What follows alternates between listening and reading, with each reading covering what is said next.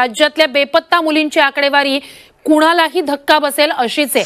राज्यातून 18 ते 25 वयाच्या सरासरी 70 मुली रोज बेपत्ता होत आहेत। माय इकडे बघा, माय पाया पडतो, आपल्या आपल्या धर्माची, आपल्या आपल्या कुटुंबाची आणि आपल्या आपल्या गावाची आणि आपल्या आपल्या कुळाची मर्यादेची जी रेषा असते ना, ती जर तुम्ही ओलांडली नाही तर जगातला कुठलाच रावण तुम्हाला हात लावित नाही।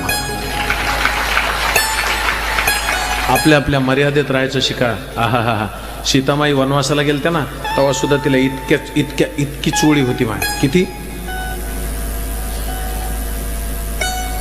कळलं ना तुम्हाला?